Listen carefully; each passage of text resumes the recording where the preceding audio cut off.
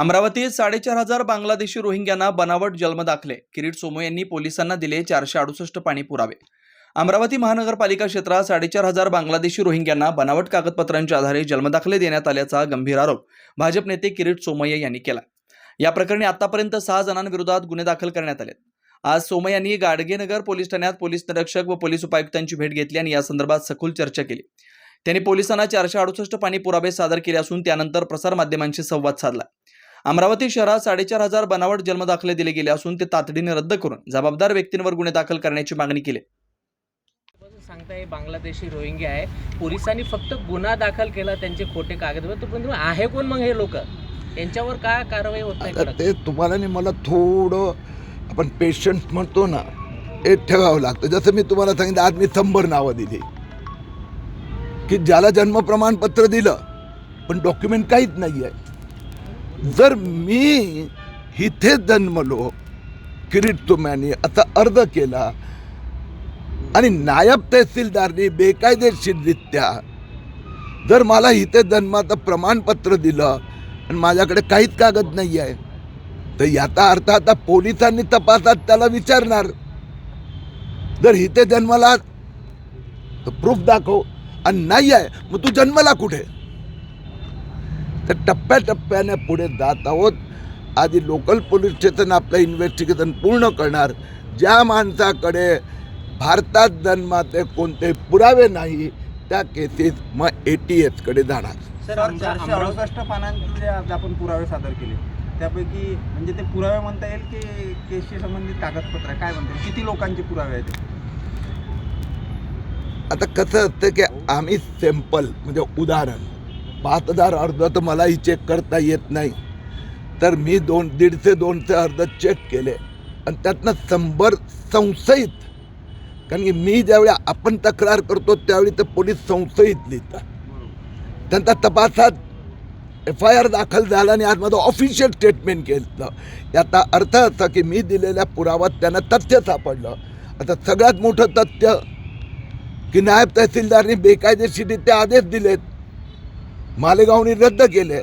आता जिल्हाधिकारी कार्यालय धावत आलं आणि मला म्हणतं आम्ही पण हे रद्द करू. म्हणजे याचा अर्थ तर या फ्रॉडमध्ये जिल्हाधिकारी स्वतः सामील होते, हाच त्याचा अर्थ होतो. किरीट सोमय्याच्या दबावाखाली येऊन प्रशासन गुन्हे दाखल करतात असा विरोधकांचा आरोप आहे. याविरोधात आम्ही कोर्टात जाऊ अशी भूमिका घेतली. आपल्याला माहीत असेल, मालेगावमध्ये सगळ्या ठिकाणी ते जाऊन आले.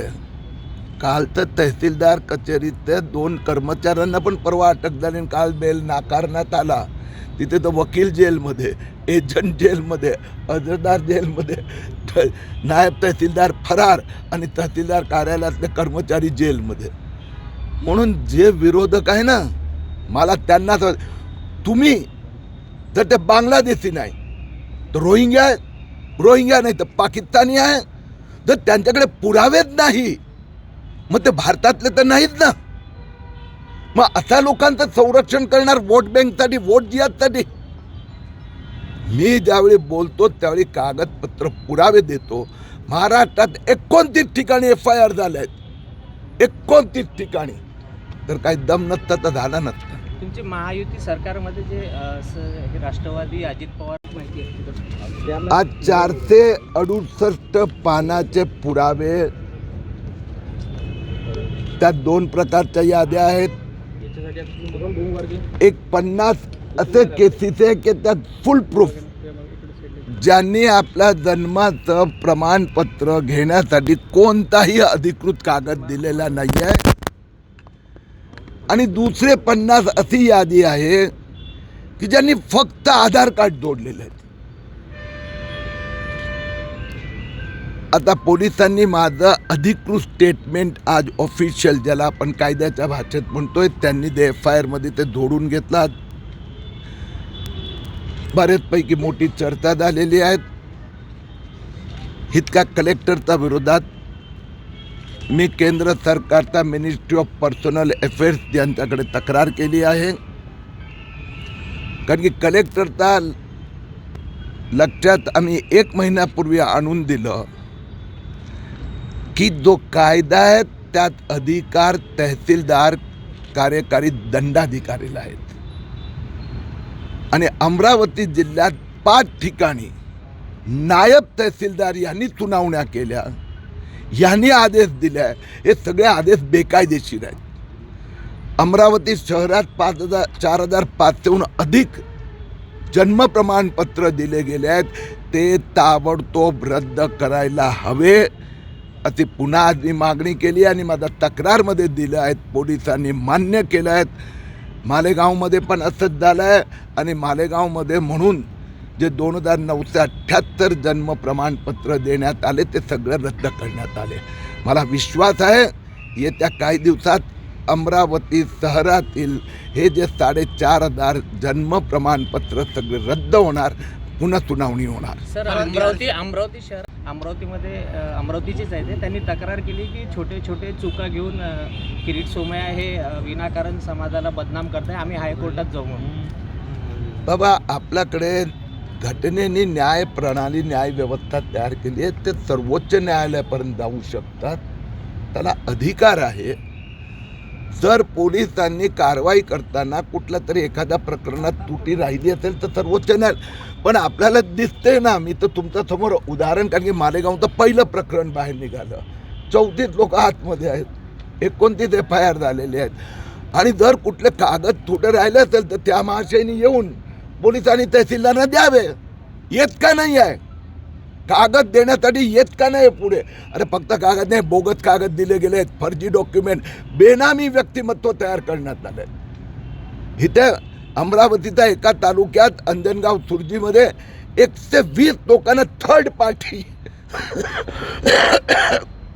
ज्याचं प्रमाणपत्र दिलंय तो व्यक्ती सुनावणीत पण आला नाही, असं अंजनगाव सुरजीमध्ये करण्यात आलंय.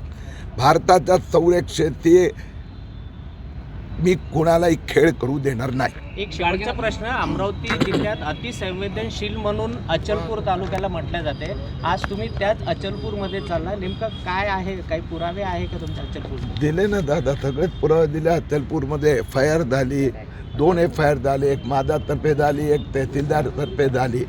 आता इन्व्हेस्टिगेशन सुरू आहे. अचलपूरची माहिती नाही दिली अजून मीडियाला, गुन्हे दाखल किती? सॉरी अंजनगावची. आपण आज अचलपूरला जाऊ. अंजनगाव. आता अचलपूरचं होमवर्क आता सुरू झालं आहे. क्या आप इंटीरियर के बारे में सोच रहे हैं पर डिज़ाइन फाइनल नहीं कर पा रहे? होम इंटीरियर या ऑफिस इंटीरियर, किसी भी डिज़ाइन आइडिया को रियलिटी में कैसे बदले, आज हम ये जानेंगे इंडस्ट्री एक्सपर्ट्स से.